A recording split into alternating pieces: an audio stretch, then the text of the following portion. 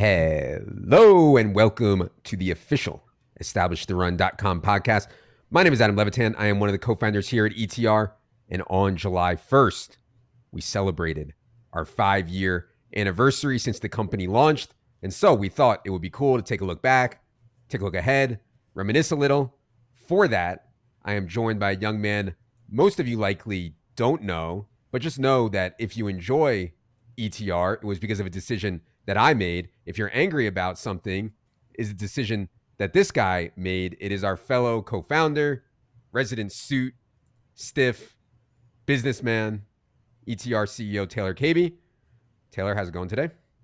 It's going good. Thanks for having me, and happy 5-year anniversary of being a hardcore capitalist. How does it feel? It's really funny because, I knew Taylor from poker and now he's like the suit at this company, which says something about the company that Taylor is the biggest suit because he's not really a suit at all. I make fun of him about it, but he's not really that at all. It's just we have no one else that can even closely resemble a suit. So you got to take it Yeah, on. I own one suit, so I'm not a great suit, but that's the role I'm here to play.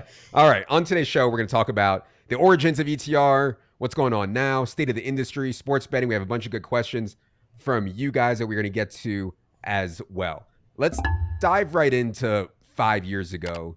Taylor, what do you remember about the original idea or ideas that we were kind of floating around?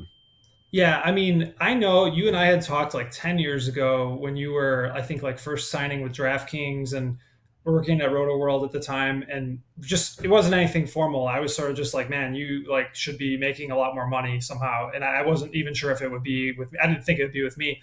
But then I don't even really remember how we kept in touch, like just chatting every once in a while, maybe, or something like phone call here or there. But I just remember basically you thinking, I want to make a lot more money because I'm getting underpaid, which is, totally, totally fair. And wanting to work with Silva too. Like you and Silva had worked together for a while, and then you left to work at DraftKings. And then, just sort of, I think, being tired of doing like the corporate side. I just listening to what somebody else was telling you to create and want to do your own thing. That's kind of what I remember of it the most, and sort of me being a way to help put it all together. But yeah, what do you remember about it? I mean, I remember that DFS was like right up my alley, right? Like if you look at a DFS lobby, it looks like an online poker lobby. I love peer-to-peer games and all of like the minor ecosystem things that go around that. I knew how much money people were playing for in DFS just because I knew all the poker guys and everything. And I was like, man, people would pay for really good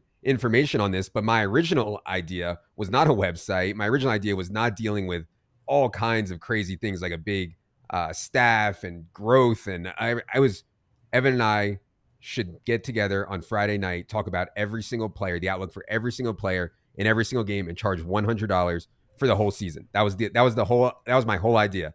Friday night, me and Evan talk about every player in every game, $100. And I told Taylor this, and Taylor was like, yeah, that's not really a company. And I was like, man, but I kind of think we could make a lot. He was like, no, I think that we should set our sights higher. And at that point, I was like, all right, I'll try it. Why not? So that was kind of my first memory of kind of the origin. Yeah, no, that sounds right. And I actually don't think you were wrong. I mean, I think if you just did a podcast with Silva, you guys are two of the best content creators in fantasy football, if not the two best. People are going to pay for it and they're going to watch it. But obviously, you could shoot higher, and I'm glad you did. So what were your expectations? For those guys who don't know, Taylor has started companies before, started companies in poker. A bunch of them also has worked for the man in the form of the casino sportsbook business. So Taylor had actually an ability to frame expectations where I had no idea what expectations were. So yeah, what were your expectations? Did you see any downside? What did you think of the bet originally?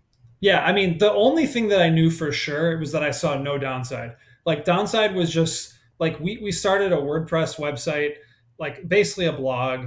We knew we were going to do some podcasts. We didn't even think about YouTube at that point in time. Like we didn't think about like projections or data science or anything like that. It was literally just like, let's start a really good content site that people will hopefully pay money for.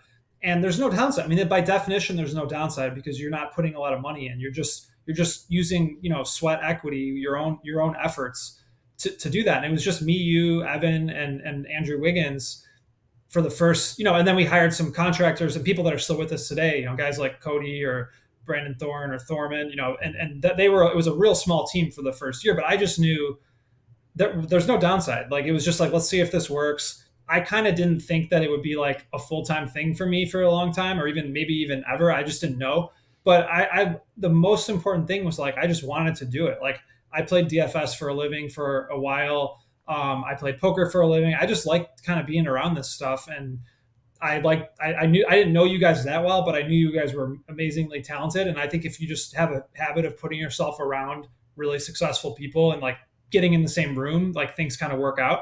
So my expectations were just no downside, probably some upside, and let's see how it goes. Yeah, I mean, there was downside for me and Evan in like brand reputation, right? Like, we start this and it turns into a mess, and people feel like they got ripped off, and we fail, and the company goes out of business. There's brand risk there, but I wasn't worried about it because I always knew, like, I could go back to doing what I was doing before. I could go play poker, or I could go work for some company in the fantasy space, and so I didn't feel like there was much downside there.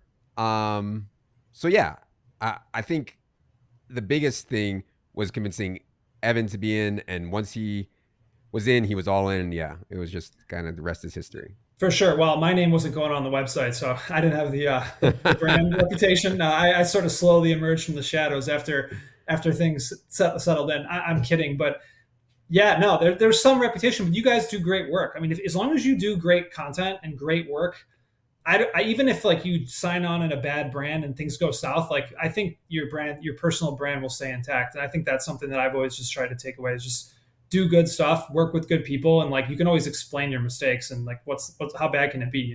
Sure. Do you remember any favorite or funny stories from any time at ETR? But mine are mainly from the launch. But yeah, do you have any favorite or funny stories around the origin of ETR? Yeah, the one that comes to mind for me is, it was basically a few weeks before week one of NFL, like the first year we started, 2019. And I'm not going to say the guy's name, but someone from the industry that some people might know, successful guy, has done well financially, wanted to buy ETR just like before we even started, like, week one. And because he just knew the team was really good, he just knew it was going to do well, or thought it was going to do well. And he floated some crazy number that made absolutely no sense for anybody to pay for ETR. That maybe then or now. I don't. And you and I were just like, we can't actually do this because the site's been out for like 6 weeks, and, like, we don't even have, like, the things aren't even working properly. We don't even have any employees. And so I called Evan, and I was like, yeah, so this crazy thing happened. And he's like, let's do it. And I was like, no, like, we can't do this. Like, and obviously Evan was like, in the end, was just totally deferring to what we thought. It was cool. Evan just does his job and kind of, keeps his head down on that stuff. But it was really funny, almost thinking we were going to sell the company before there even was a company, and it wouldn't have worked out in the end, I don't think. But I always love telling people that story. Buddy, I was ready to do that deal also. If I, it's not, I was ready to do it too. But yeah, that would have been a weird thing to do that before we even got started, before week one. But the thing for me was, we were on like a real shoestring budget. I mean, we did not start with very much money at all. And so we were trying to go as inexpensive as possible on the site. And yeah, like Taylor said, it was just a WordPress site. But when you start to get scaling on WordPress, it gets a bit more complicated. And so we had a great guy who designed the WordPress site for us. And honestly, a lot of that stuff is still up now. I don't think he was prepared for immediate traffic on day one. He was like used to building sites, I think, for people who would maybe get a dozen people to come to their site on the first day, or 100 people at peak or something like that. And so on the very first day we were going to announce, I was like, listen, man, we're going to tweet about this, and a lot of people are going to go to the site. He was like, yeah, cool, man. No problem. And I think Taylor was like out looking for houses or something at that point, like house shopping with his wife or something. I was like, oh man, I am real nervous here. Site was fine. We tweeted, site was fine. Then Schefter retweeted a tweet that we had with the link on it, and the site just insta went down. I mean, I thought we were dead. Number one, I thought no one would ever come back to the site again. And if they did come back to the site, I was pretty sure I was personally going to be dead from chest pains and heart palpitations and anxiety. So yeah, that one was I guess you could call it funny, but I really almost died on that first day. Taylor handles the site crashing stuff much better than me. I'm like I was thinking about that scene in Social Network where the Zuckerberg is like, the Facebook never goes down. I was like, yes, the site cannot go down like Facebook. And on first freaking day, it went down. But anyways, I don't know if you remember that even at all, Taylor. Yeah, oh for sure. And I remember actually we set up the Twitter account like a couple. We bought the established the run Twitter account from some kid that like had it for like $700 or something. It was a crazy amount of money when you really think about it. And I like installed it on my phone, and I've never like had a big Twitter account or whatever. And you and Silva are used to this, but like there's so many notifications, and I don't think I knew how to like turn it off or something, or just didn't do it. I for like 2 days I couldn't really live my life normally because it was constantly like so and so has followed you, or like someone said something, and like it was just buzzing like constantly. And I don't even know how you guys do it when you guys have like I don't know popular tweets, but that was kind of crazy for me. For sure. One thing that people always ask all the time is how did we come up with the name? People always ask me that, and I always say it's really harder than it seems to come up with a name. I didn't know anything about SEO, and I honestly still don't know anything about SEO. My impression was that the reason that all fantasy sites are named fantasy something or roto something is it's better for SEO. And the reason that people have short, Google, Slack, Zoom, all these like one word short things are also for SEO purposes. We couldn't come up with anything short and original that we liked. There was like 5 or 6 names in the mix. I thought it was just kind of funny to like shove it up the boomers' faces by calling it Establish the Run. I didn't think it was actually a good name that would stick or be good for SEO. But yeah, you remember anything about the name? Yeah, I'm pretty sure I came up with. I mean, I Yeah. just whenever I'm doing this, I just throw a lot of names onto like a chat or like a document and just like see if I like it later. And I thought it was just funny because like if you watch NFL, they say establish the run a lot. Like, it's like people and like people talk about it for a while. It was like kind of really divisive. Like people used to argue about like whether you should or not. I think most people kind of think you shouldn't, or most people accept that it's not that important today, at least in our circles. But like, yeah, I didn't really care. I don't know. And this is maybe a leak, but like I've just always tried to focus on doing the thing that's your most important thing really, really, really well, which for us was like creating content, or maybe it's doing data science and projections now. And like the other stuff, just kind of lean into what your personality or what you think is right or fun or whatever it is, and just doesn't really matter that much. And like, I mean, come on, people aren't going to Google. There's literally thousands of fantasy websites. Like we have no advantage whatsoever based off of like fantasy something in our name. And so I think it worked out okay. But yeah, it definitely breaks the rules of like you shouldn't have a 3-word name. It's too long. Some people can't spell establish. Apparently, I think that's Andrew. But yeah, it was funny for sure. Okay. What has surprised you most since ETR has launched? What has surprised you most over the last 5 years? Yeah, I think the amount of willing or interest in premium like fantasy products, like so, our stuff like our draft kit is really pretty inexpensive, compared to stuff that's on the market. Over the years, it's been $30 to $50, which is pretty reasonable. But we have some higher priced products, like the in season product is well over a couple $100. The props products are expensive. Bottom line is like there's other sports we have now too that are expensive. Like if you create great information, like there's often a market for it. And I just didn't really see that going in. I mean, I should have, because I've come through from the poker industry where there was some of that same dynamic. But like if you can create really, really, really great stuff, like I think there's a small segment of the market that will pay for it, and that's it. We're not going for everybody. Like this is not a company where like half of the fantasy players in the world are going to use our site. It's just never going to be that way. But yeah, it's great to see people willing to pay for quality. The biggest surprise to me has been how many people are out there that are as sick as me. Because like when I'm walking around in normal life, I mean, I can't connect with anyone. I mean, no one knows what I'm talking about. I could not care less what they're talking about. I want to get down to the nitty gritty of trying to win in peer-to-peer games and make really inappropriate jokes, right? And most people are not up for that. I have found since we started this that there are a lot of people that are up for it, and people reach out to me all the time. I mean, I know I joke about it, but like my DMs are just dudes trying to hang out. Like it's just dudes just trying to hang out all the time. No chicks, unfortunately, but dudes all the time just just trying to hang out. And so, yeah, it's been surprising and honestly like makes me feel like maybe there's other people out there in the world. They happen to be on the internet, not in real life, but still, that's been a good thing. What do you think is the biggest reason ETR has been a success? I think sticking to quality over quantity and being willing to not try to do everything and having a really high bar for people that we want to work with. It's very tempting to look at. There's opportunities all over the place in the world all the time: fantasy, sports betting, gambling at large, whatever it is. We have people all the time saying, "Oh, you should do this or you should do that," or someone saying, "Hey, I'd like to work for you," or "I'd like to, here's an idea." And honestly, these are like good ideas or smart people, but like we have been like it's been 5 years. We've got a lot going on now, but for the first year, it was just talking about DFS and season long, not even having projections, and then we added NBA, but took a little while to build out the team. Like it was a small team year one, and it's getting bigger over the years, but we didn't even think about doing it. We still do baseball today, which is like arguably the third biggest sport out there in terms of fantasy and just general interest.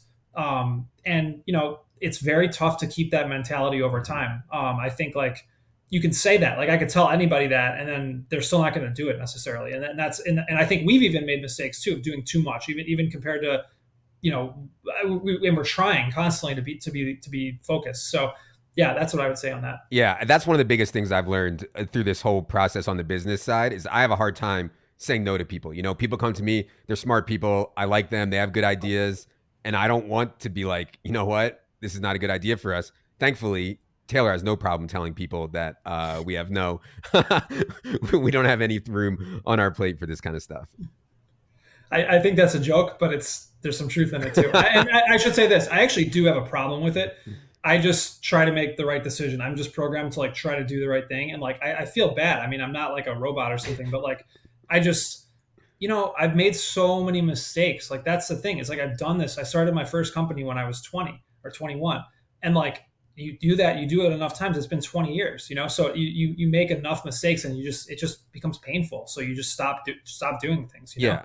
I mean, the other thing that I would say is that it's so competitive out there now that you better actually be the best at what you're doing if you're going to succeed. And so it's just impossible to be the best at everything across the board. So yeah. And I know I've said this on the solo pod, but I love that turn that quote on its head, don't put all your eggs in one basket. I love the put all your eggs in one basket and watch it really fucking close. Like I love that quote. And I think that's right for me, not for everybody, but right for me. Okay. I had that, I had that on my my Facebook wall or my Facebook profile at some point in time in like 2004, Really? 2003. Yeah, I don't think I ever told anybody that. Hopefully I deleted that. But I always liked that quote. Well, is at the time I was playing online poker very seriously, and Yeah. it was sort of like a wacky decision. And I remember thinking it just resonated with me when I read it. I think. Do you know who said it? By the way, I don't. It was like Carnegie or someone like it was one of the forefathers of the country of like capitalism, I guess you could say, and like. Anyway, it is kind of what we're doing here, just trying to be really, really good at a few things. And so far it's been pretty good. All right. Let's talk about product. We get questions all the time about the actual product at ETR. One of the most common questions is about, or the most common questions are about the NFL product. Obviously, we're making some changes this year, which hopefully you guys are up to speed on. One of the biggest questions we got this year was why split out best ball? So for those who don't know, for the first time, our best ball coverage is a separate subscription for $39.99. What would you say to people, Taylor, who are constantly asking, why'd you guys split out best ball? Yeah, I mean, at the end of the day, we're trying to serve like people that are interested in a topic as well as we can. And like if before the best ball wasn't even that much of a thing when we started ETR. It was very small relative to what it is today.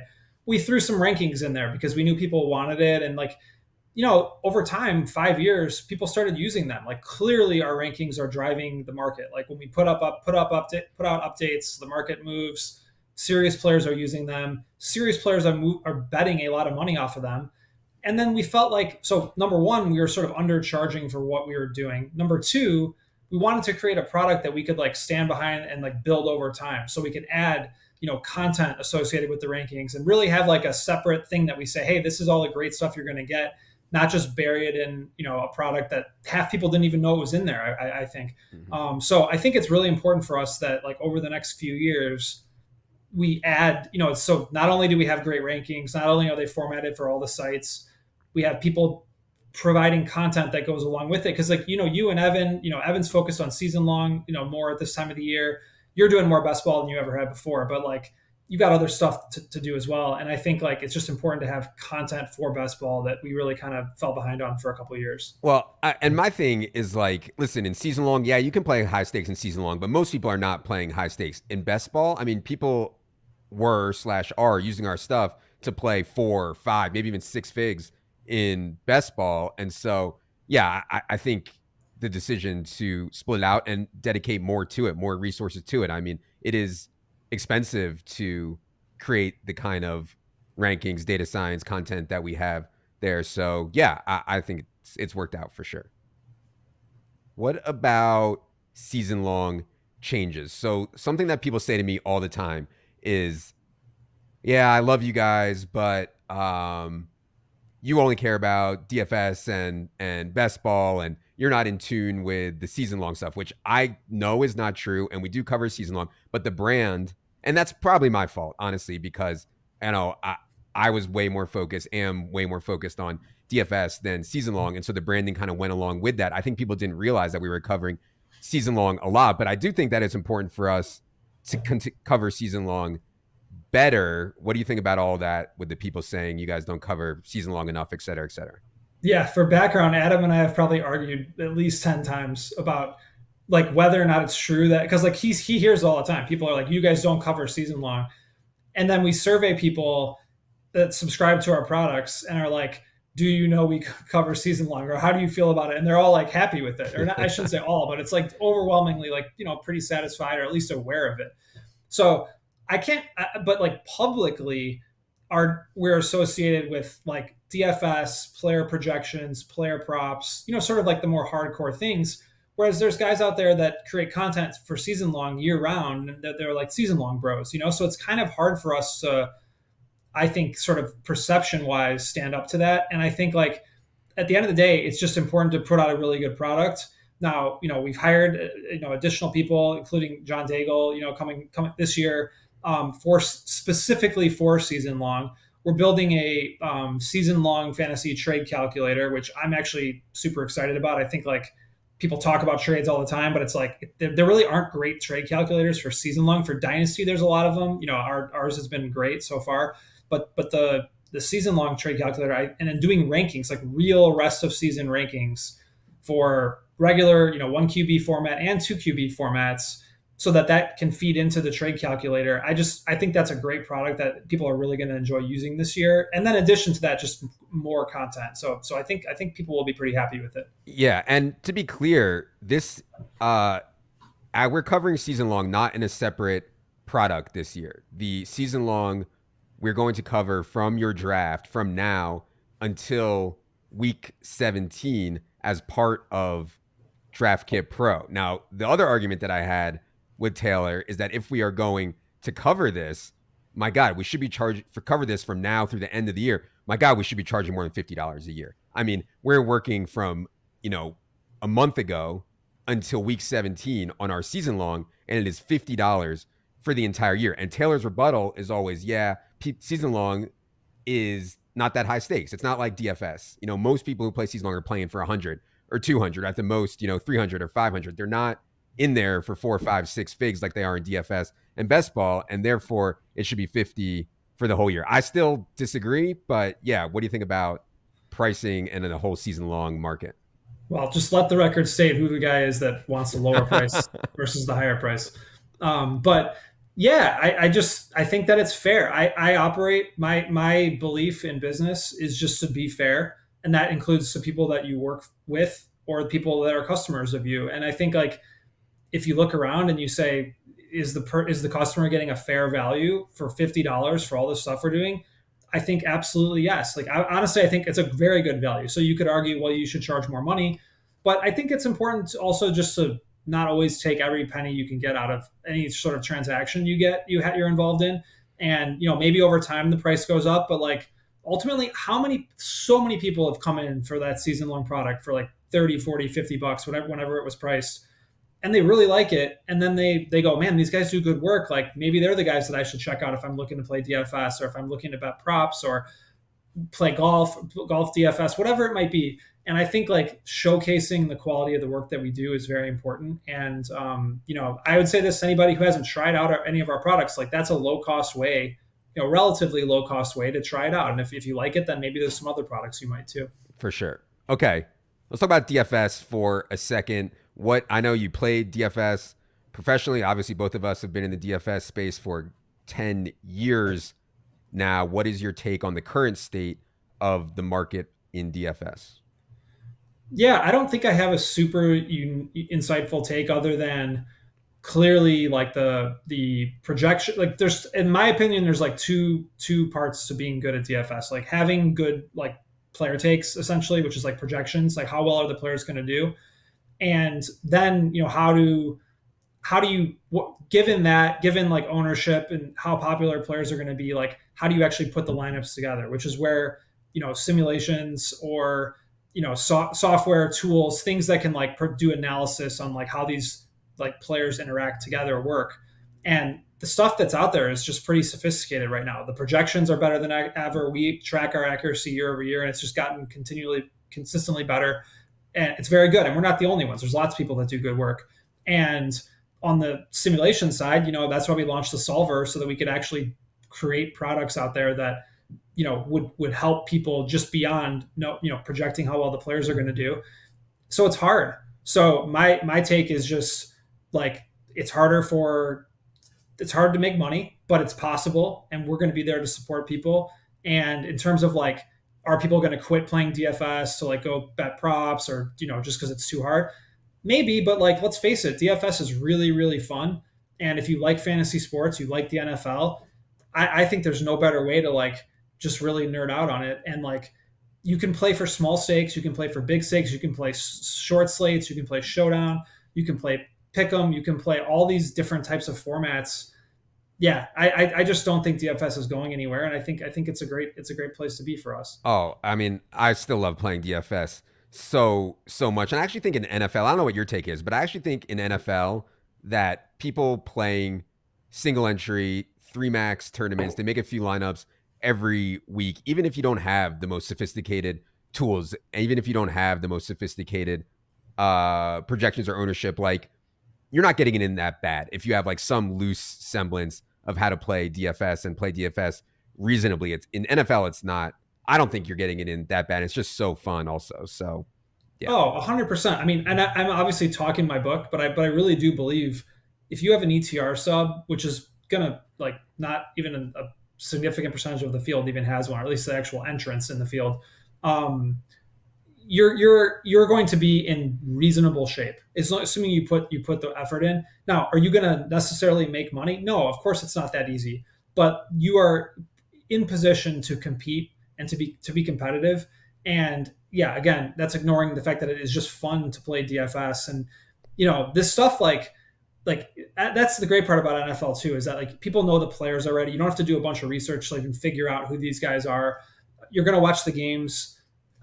Yeah, I'm pretty bullish on NFL DFS as a whole. The part of it that I am sensitive to is the people who say, and this goes for best ball too, the people who say, "Man, this sucks." I feel like if I don't have some math degree from Harvard, that I can't compete. There's so many tools. It's so advanced. We have data programmers, not sports fans, that are the ones winning, and that's going for best ball now too, as people continue to launch these tools. I'm sensitive to that characterization. I don't necessarily agree with it, but that was one of the reasons where I don't know if you even remember, like I was probably against us even launching projections when we did, right? Which would have been a huge mistake. And luckily, Taylor and Andrew were there to say, no, we have to do this. I was actually like, man, I don't want to turn into this whole sophisticated software type thing. Obviously, that's where it's gone. But yeah, I am sensitive to the people who say that. What do you say to those kind of people for both best ball and DFS? Yeah, I just don't think it's true. I don't think that for NFL fantasy, at least, you don't need that type of approach. Obviously, the more tools you have in your arsenal, the all else equal, the better you're going to do. But there is so much good free information.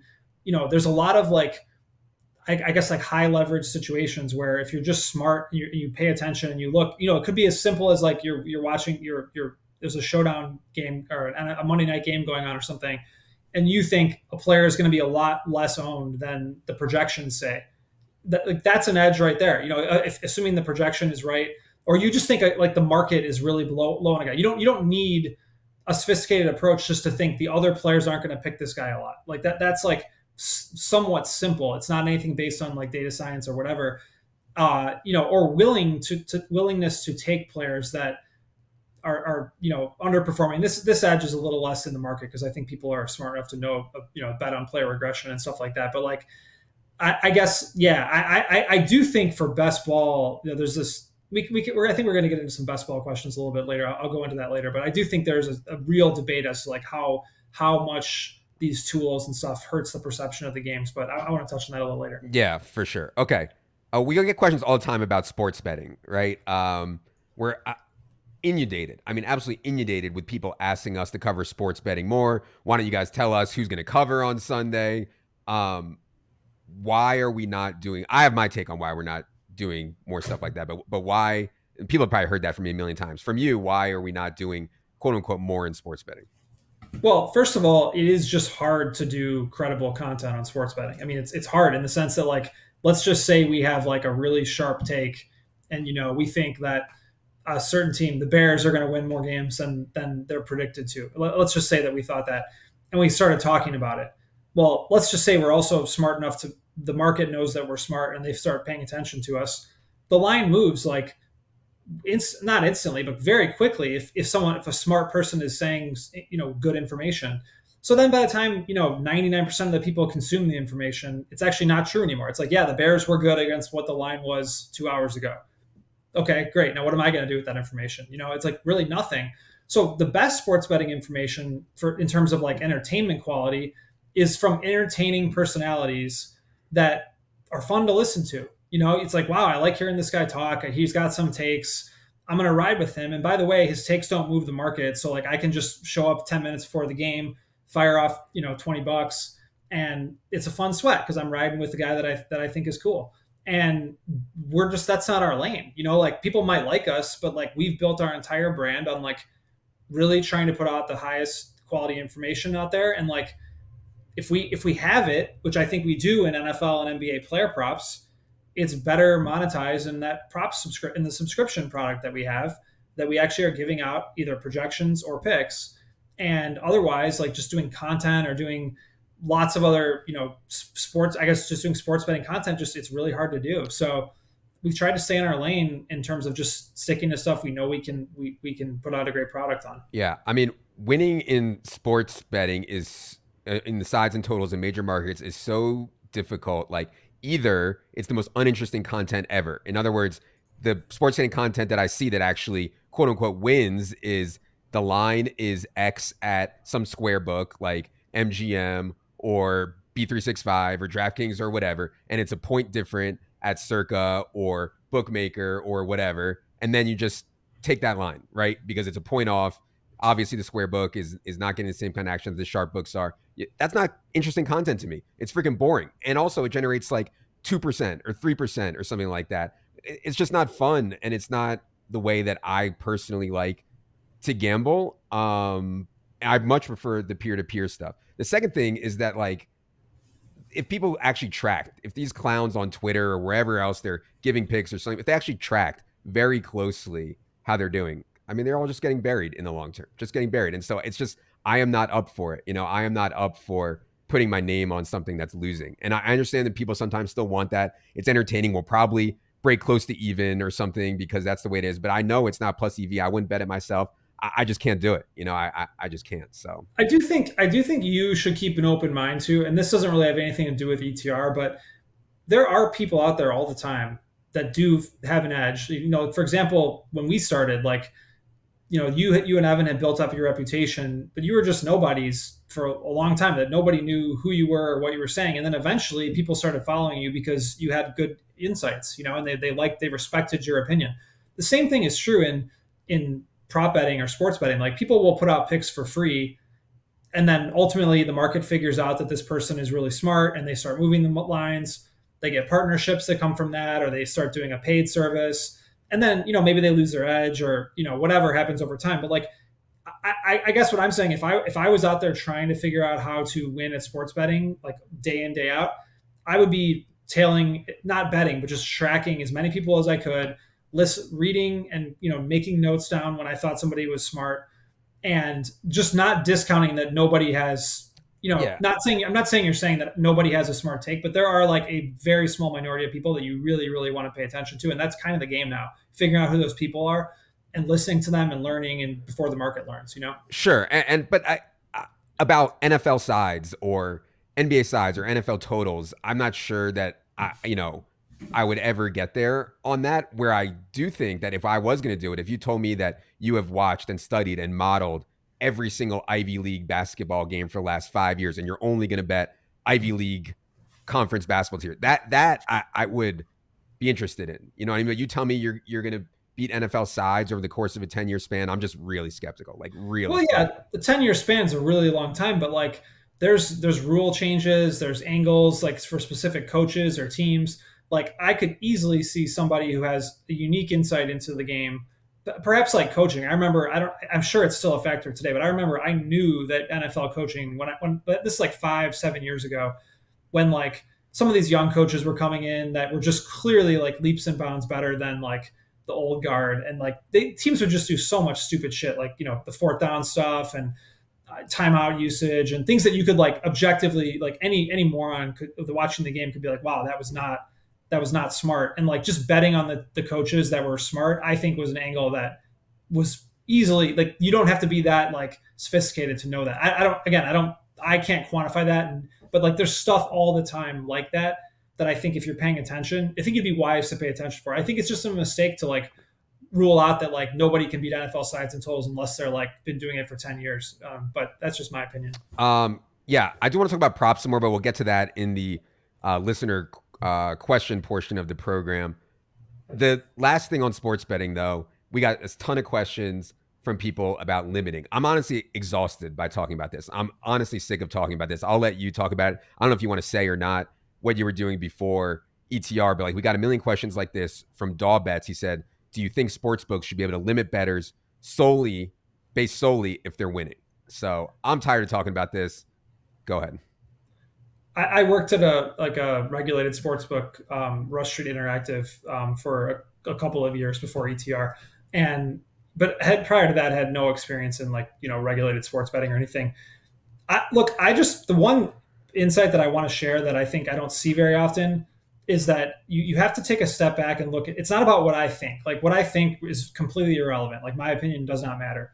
But what I know to be true is that the entire, like the sports books and the states are in a partnership. Like what's happened is states have legalized, or the PASPA was repealed, which allowed states to be able to legalize sports betting if they choose to do so. And if as part of that regulatory environment, there's a licensing system where if you get a license, you can offer sports betting, and you have to share that revenue with the states. It's somewhere between like 10 to 50% depending on the state. So ultimately, like all of the money that's generated comes from net gambling losses in that state. And the sports books, DraftKings, FanDuel, et cetera, are just partnered with the states because the states are getting, up to half of that money in the end. So the states have a vested interest in making sure that it is a profitable endeavor for the state. Obviously, they can and should care a lot about, public health concerns, like addiction, things like that. It's super, super important and I'm unbelievably sympathetic to any issues that go along with like problem gambling and stuff. But on the side of like limiting sports bettors, like winning bettors, it's just a fact that like if they don't do that, there will be a lot less money for the states. And people will say, oh, well, I don't think so because I'm still going to be opening up other accounts, or people can just get action anyway. Imagine if there was no limiting, how much like there was like no limiting whatsoever. The best sports bettors would just partner with all of their friends, anyone they've ever met before, and bet as much as they possibly could. And eventually, the margins of the sports books would be driven down so low that it wouldn't even exist. The whole enterprise wouldn't even exist. And that could be, you could say that's an aggressive take, but like even play it out like halfway there, and like say that the hold percentage went down in half. Now you have like half of the amount of revenue being generated for the states, and are they going to really accept that, so that like a small group of professional bettors can make a lot of money? I don't see it. It's not that I think that that's the way it should be. It's just that that's the way I don't see the system accepting that. And the last thing I want to say too is it's just like card counting and like blackjack. It is absolutely accepted that if you get caught counting cards, you will be kicked out of the casino. You'll not be able to play. I don't necessarily think that's right or wrong, but it's the rule. I sort of just see limiting in the same way, and it's unfortunate, but I think that there's not a great solution for it.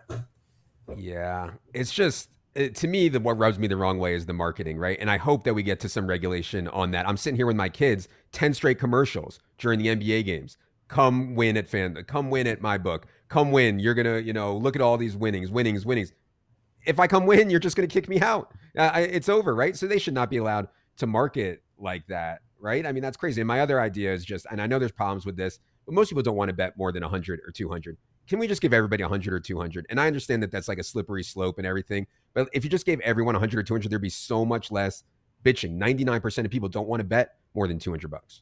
Yeah, the problem is though that like the people complaining do want to bet more than $100. Yeah. So I do think that there will still be a lot of complaining that I can only bet $100, this or that, because let's face it, you're not going to make a living betting off of betting $100 at a shop. You're going to go out and do the same thing that you're doing now, which is getting more accounts. So they're still going to face the same issue. It's just going to be, instead of limiting that guy to $17 or $4, whatever the hell it is, it's going to be $100. Right. So then it goes back to the issue of like they're going to make less money and they don't like that.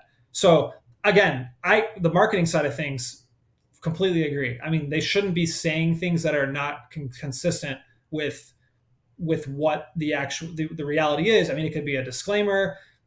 It could be some sort of, I don't know. So it's like the bottom line is too, most people are not that sympathetic to a pro bettor. Like as much as I am, because I used to be one, and I agree completely with what you're saying. Most people are not like, oh man, like that pro can't go like make hundreds of thousands to millions of dollars betting. Like, man, that sucks. Yeah. It's like nobody really cares about you, and that's just it's hard life. What do you say to the people who are like, oh, look at Circa, look at Bookmaker, look at Pinnacle? They'll take any amount from anyone and they have seemingly successful business. We have no idea how successful. But yeah, what do you say to those people? Yeah, I don't really know how successful anyone has been in a regulated market in the U.S. in terms of their like revenue and their market share. I don't think Circa has a very large market share whatsoever, and I know that I'm sure their hold is quite small too. I think they even said if New York's tax or if Illinois' tax rate was raised, they might have to leave the actual state. Whereas do you think FanDuel and DraftKings are going to do that? It's just like I would now unregulated books outside of the U.S. that are not paying the same taxes. Again, there's a federal excise tax. Or not again, we didn't say it, but there's a federal excise tax of I believe 0.25% on handle. So it's not on actual like profit on any $100 is bet. You're paying a quarter every time. So if you run a low margin book like that, you can see how that could add up real quick. In addition to the state taxes that you're paying. So I hear that argument, but until I see someone actually be really successful financially, I think it's at least questionable. All right. Want to get to listener questions here, but a couple quick things before that. We get asked all the time, and people are always, some of the most common questions are, hey, how can I get a job at ETR? I want to work with you guys. I have all these ideas, et cetera, et cetera. One of the most rewarding things for me, and I did not expect this at all, because I always thought it would just be me and Evan and a couple other guys just doing this for the next 30 years. I never thought that we'd have a huge staff and all these contractors and everything. But one of the most rewarding things for me has been, I feel like we've created jobs. I think they're good jobs, and I think people enjoy them. And I mean, we've met so many like great people, way smarter than me and way better than me, who work with us now. And it's like rewarding to create a good job for them. But yeah, anything about that or anything about what it's actually like to work at ETR? Yeah, it's funny. I feel like we're like victory lapping all these like great jobs, and I actually counted it up. There's 18 employees at ETR right now, full time, which is a pretty good accomplishment in my opinion. But like not like some big massive company here. And then we have maybe 30 or 40 contractors. So overall it's a pretty decent size. But like what it's like to work here, ultimately everybody that's here is really really good at doing at least one thing, and I've always tried to hire people that just had a really strong like singular skill set. Like they just had something they were really really good at. You could point, and they could have holes elsewhere. It's okay if you're not super well rounded. It's just you have to be able to do something really well. And so if people that want to break in, I always say like do something really really well and then tell us about it, and like actually do it instead of just talking, say I want to do this, I want to do that. It's like, well, show something, like show content that you've created, or show like ideas that you have, like fully baked ideas, not just like you guys should get into MLB or something, but like really just send stuff in, and we always look at it. And we've hired a number of people that way that just kind of shot their shot. In terms of like what it's actually like to work at ETR, we are like the good thing I think that keeps us sort of on the right path is that the sports schedule has such a consistent cadence. Like when the football season's starting, when people are going to start preparing for their drafts, et cetera, for the other sports. But besides that, we're kind of shooting from the hip. I mean, we're kind of like, what are the trends in our industry? Do we think there's a product that we could actually capitalize on, that we could actually do a really good job that would help people and we could actually make money on it? And we're just sort of evolving with like, let's big picture, like what are the things that are going on in our industry, and then micro, how do we actually execute it? And so a lot of our time is spent just like bullshitting about like, what it'd be cool if we did this, or did you see what these guys are doing? Like maybe we could do something like that. And and then the other half of it is just like sweating games, watching sports, being pissed off that we're losing, at something, like whatever it is, like, everyone's tilts together. So I think it's a really good, environment, and it's really fun. And I think, I personally feel really fortunate to be a part of it. For sure. Yeah. And like what you guys probably imagine is what actually happening. Like we're arguing this morning in our projections channel about what the target share should be between Greg Dulcich and Lucas Krull, right? Like that's actually coming to work. So yeah, that on the, at least on the projection side, that's actually what's going on. We got a bunch of questions from people who said, what does ETR look like in the future, 5 years out? I have a really hard time with this, right? Like I'm kind of in the camp of, and probably too narrow-minded, hey, we do what we do well. We put out products and information that people find value in. Everything's going to work out. Taylor has much more long-term vision about how we should be thinking about things going on in the industry, et cetera. So I don't know. I don't have any great ideas of things to say here, but any thoughts on the future of ETR, maybe 5 years out?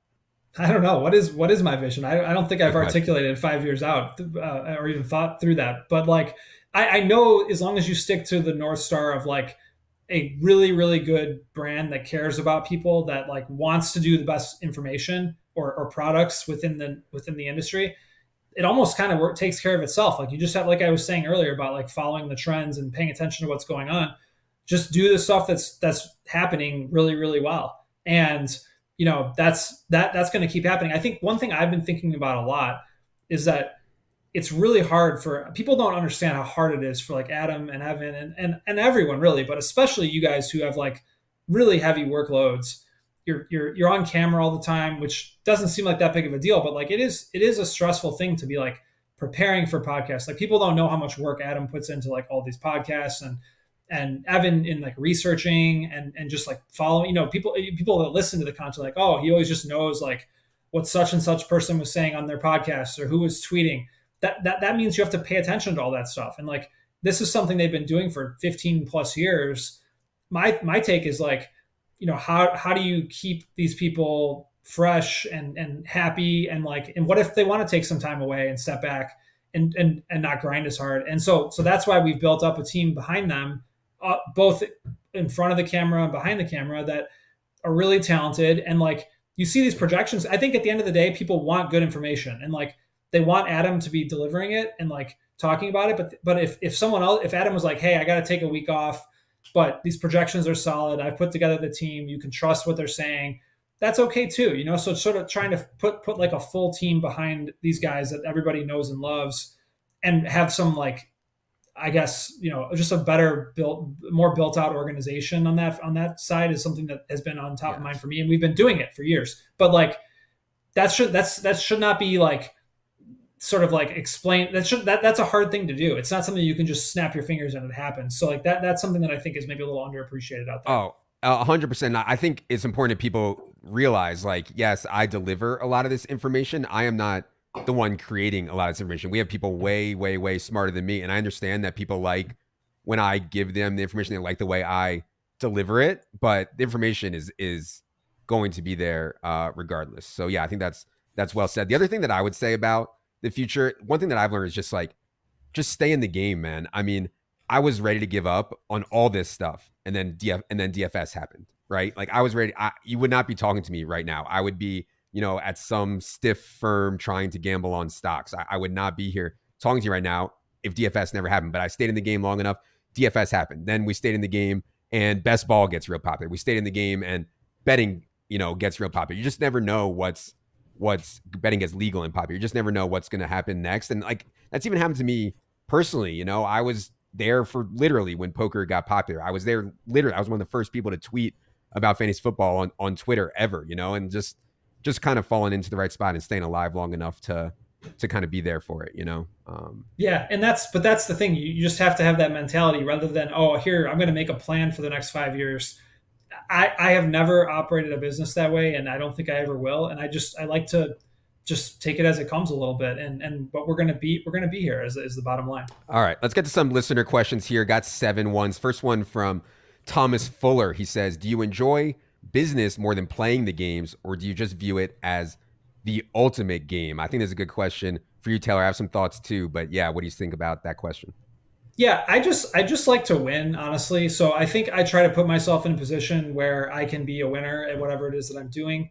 And when I was young and I didn't have any real advantage other than just willingness to work hard and try to and hopefully be pretty smart, like games were the way to express that. Like poker, nobody knew what they were doing, including myself. So I started doing it. DFS was a new thing, started doing it. Eventually, when you get older too, you had all the time in the world to grind when you're young. So you can just put in so much time.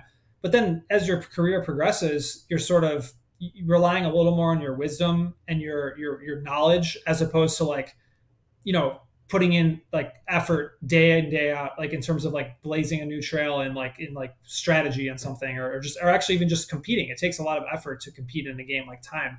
So for me, I think that's led to like I have a lot of knowledge that I've built up. I have connections and I guess maybe a reputation, like that type of stuff. I think it's a better game for me to play to sort of monetize all of that than it is to focus just on the games. And I play best ball for fun, DFS for fun. And for a normal person, I'd be playing way, way, way more than they would. But for me, it's not on like a professional level anymore. Yeah.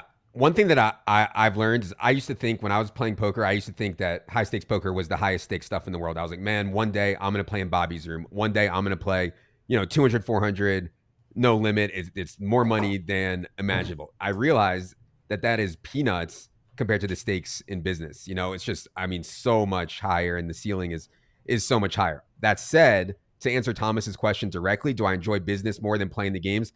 I still enjoy playing the games more. I think there's something just about playing the games. It's not as lucrative or whatever, but I still really enjoy actually playing the games. I still love playing poker. I still love playing DFS, and yeah, I find that more interesting than the business side. But that's why I have Taylor. So, yeah. All right. Question 2 from Jackal. He says, "How does ETR's business segments, specifically prop subscriptions, evolve as many domestic regulated sportsbooks continue to aggressively limit? Know some of this one is on the end user, but would imagine you all discuss this trend internally." So Jackal is effectively asking how the limiting that we just talked about is affecting what we're doing on the prop side. Yeah, the product is only as good as people's ability to use it like successfully. At least our products. Like some products are purely entertainment, so that's a different thing. I don't really spend a ton of time worrying about it because that's not something that I can control. But we're aware of it, so we're constantly thinking like, are people getting enough value out of the subscription compared to the price?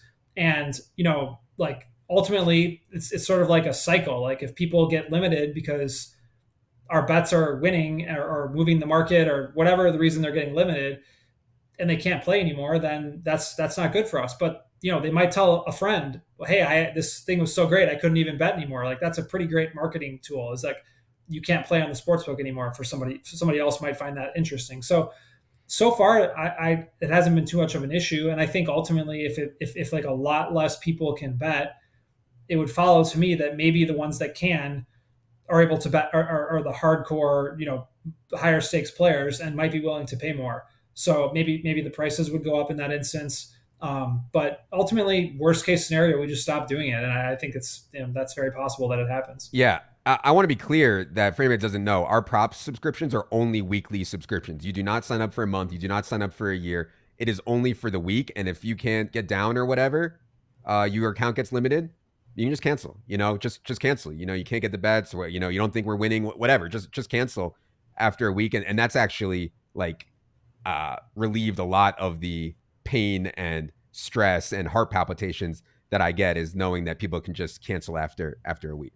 Adam and I have probably spent, would you say like 10 to 20 hours at least talking about the issue of like, there's complaints, like people that can't get the bets, or people that are frustrated because we had a bad week, or frustrated because it's too expensive, or frustrated because it's too cheap, or like it runs the gamut of complaints that are on their own not necessarily unreasonable.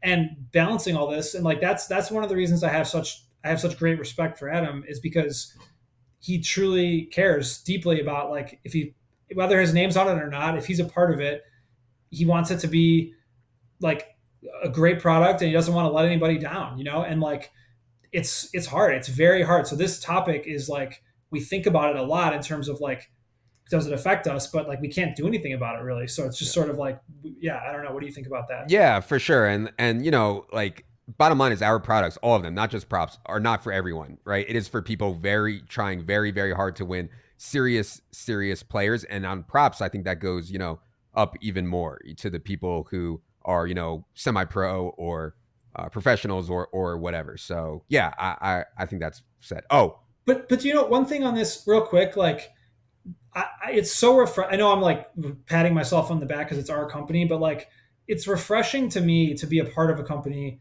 that we're actually sitting here saying, maybe we'll just stop doing this because we don't know if people can use it appropriately, or we're trying to really give value to people. We're worried that they're not getting enough value. Like, and like maybe we just, it's not for everybody. Maybe you shouldn't sign up for this product because it's just not for you. How often do you hear companies saying stuff like that? And like, to me, actually having that ethos is a big driver of why we've been successful. And like, I think it's refreshing. Like, people are like, wow, it's like, if I was not a part of this, I would be subscribing to the site because I want to be a part of something like that. I want information like that. And I think it's just, I don't know. I hope people can appreciate that. Oh, for sure. And like, especially, I've always thought this, going back to when I first started working at Roto World, but like, being authentic and trustworthy these days means even more, because there's so many more clowns out there. I mean, I can't even go on Twitter anymore without just seeing total clown show comments about fantasy football stuff, which is absolutely insane. But yeah, I think authenticity is like worth even more now than it was before. All right. Oh, we got a follow up from Matthew Fire on that props question. Matthew Fire said, "Will you ever cap the number of prop subs?" So what Matthew's alluding to is, some people think that the fewer people in the prop sub, the more value that it has. You'll move the lines slower, et cetera, et cetera. We've obviously thought about this, but yeah, Taylor, do you think we'll ever cap the number of prop subs? I think more likely than not, we would raise the price to like thin out the amount of people willing to pay, because it would just drive more high stakes players to find it valuable than low stakes players. And I wish it wasn't like that, but I think that's a more fair way to do it than cap the amount and then some people get locked out because they would have been willing to pay more and someone else wouldn't have. So it just speaks to like the this is a quality product. However, it is not for everyone. It is, you have to be willing to really grind at it and probably be betting a decent amount of money to make it worth it. Question 4 is from Michael Lack. He says, what are some future opportunities within ETR you plan on hiring for? I interviewed with Taylor and Dink recently to join the NBA projections team, and it didn't work out. Would love to get behind the scenes. Appreciate all you guys do. Thank you, Michael. Yeah, people ask me this all the time. Are you guys hiring? Will you be hiring? What positions will you be hiring for? I always say, if we have a job, we will certainly post it and we will tweet about it. But yeah, I don't have anything on my radar that we'll be hiring for specifically in the near future, but go ahead. Yeah, and I remember interviewing you, Michael. It was great to chat, and you were a strong candidate. So just sorry it didn't work out, but I think like I would say like every year we're going to be hiring for some of the more projection oriented stuff, like whether it be for NBA or NFL or other sports. We could always use help if you want to sit and grind projections, and you have a track record that would indicate that you could be successful doing that. We'd love to hear from you in general. So, feel free to just send your resume in. We're not necessarily going to hire people like, halfway through the season or something like that. It's typically like more of like an off season type of thing. But like we're opportunistic otherwise. I said it earlier, if people are really, really good at something and we think that could be useful for the site, like a piece of content, like, I just one random thing that came to mind, like we don't do anything with IDP, like individual defensive players. If somebody was out there that has great content that thinks that they have some sort of edge, like let us know, like something like that. If you want to write a column, you want to help with projections, just like demonstrate why you can be better at it than other people. And then like on the business side, it's really just pretty much me and some other people helping part-time on the business oriented stuff. If you have something that you think you can do, then I'd love to hear about it. I just don't have anything specific that we're looking for. Question 5 from Ryan. He says, oh, we've kind of already covered this, but he said, where do you think the next attainable edge is in DFS? Almost seems like you have to put up decent money on tools to get an ROI in DFS these days. And this is kind of the sentiment that I was talking about, that a lot of people feel this way. I hope that doesn't go, I don't think it's that true, but I also hope that doesn't go down the path of best ball like we talked about. But yeah, any comments here on Ryan's question? Yeah, you are going to have to put up money, like if you want to be successful at like high stakes in something really competitive. Like, but that's just true in anything in the world. Like you can't just go off the top of your head and compete against like super, super smart people with good information. But the way as far as attainable edges, I would be going where it's not like worth the time and effort for the smartest and the highest stakes players to go, which to me, I mean, best ball clearly is that now. Best ball is great because there is an edge to be had, but it's also bad because there's massive variance and it takes a long time for the season to play out. And like you probably will never realize your edge. I mean, you could, but it's unlikely. Now the daily best, like snake drafts, like for NFL or NBA or whatever sport, that's probably a place to go because I think there's just a lot of moving parts there, and I think there's just not enough money at stake for a lot of the most sophisticated people to do it. So I would definitely, if I was coming up grinding, I would definitely do like the snake drafts for NFL. Any sort of snake draft, I think, is good. Anytime there's a new game that's going on, just try to jump into it and be there before like people like ETR put out great information, or other people, whoever. Just try to get in early, even for small stakes, and just get ahead of the curve. And yeah, on best ball, I just wanted to say, like, I just really do think it's important that people realize that, like, right now it's a boom time, but like the perception, if the perception changes and people are using all these tools and products and that you need that stuff to be successful, it's just not great for the market. And like we're trying to take an approach, like a reasonable approach, put out good content, reasonably priced. Let's give people a fighting chance. And I'm just hoping that the sites can, navigate through some of the tools issues. For sure. Question 6 from Wise Guy ROI. He says, will you ever offer Major League Baseball props in the future?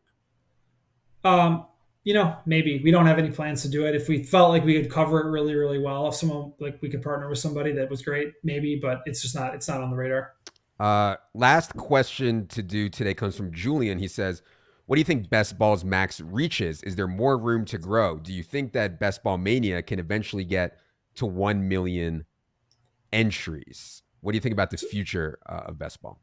So how many entries are there this year? Is like I 300,000? think like 300,000 or 400,000. Let me check.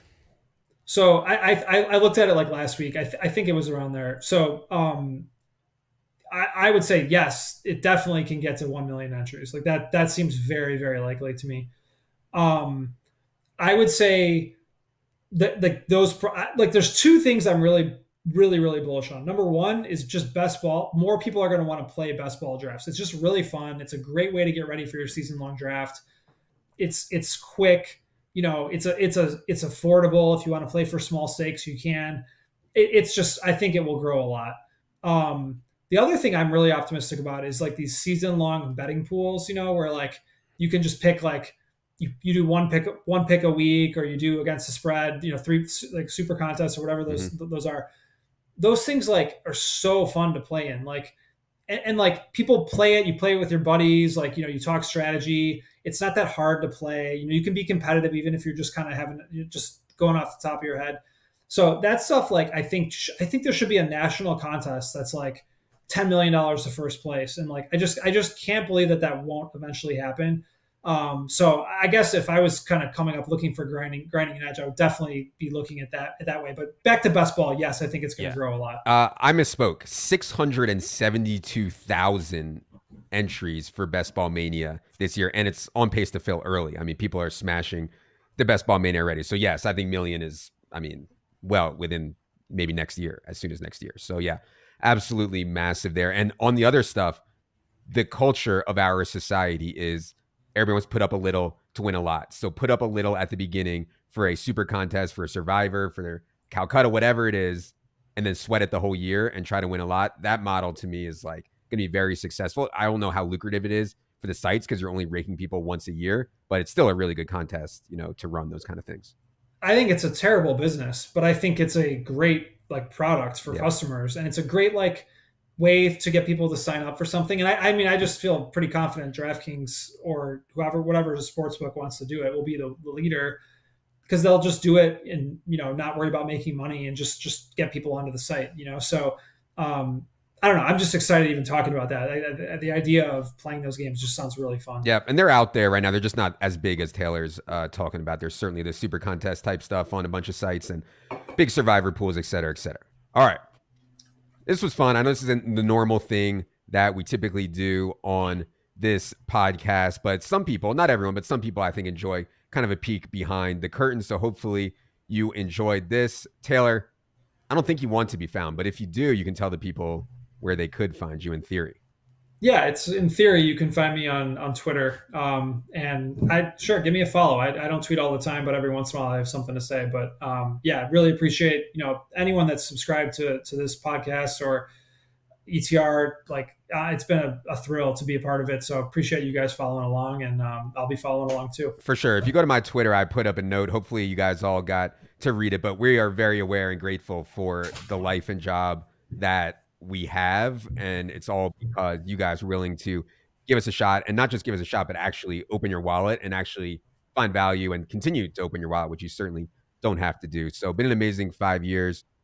Talk to you guys again. This is, I believe, is the Wood anniversary. Wood anniversary. I believe 10 might be bronze. So we'll see you guys for the bronze show in 5 years if I'm still alive. Yeah, well, we'll see about that. But yeah, I mean, I knew you were going to say not just follow along, but open up your wallet and continue to open up your wallet. It's just, come on, man. I'm supposed to be the business guy here, but you're I'm just doing saying my job better than I could. we're appreciative. Okay. Yeah, we are. No, we actually really are. So thank you very much. All right. For Taylor, producer Ryan, for producer Luke, for Jerry, who I know we don't talk about Jerry very much anymore, but Jerry has been here long before ETR even started. Jerry will be 11 next week. I am Adam. Good luck, everybody.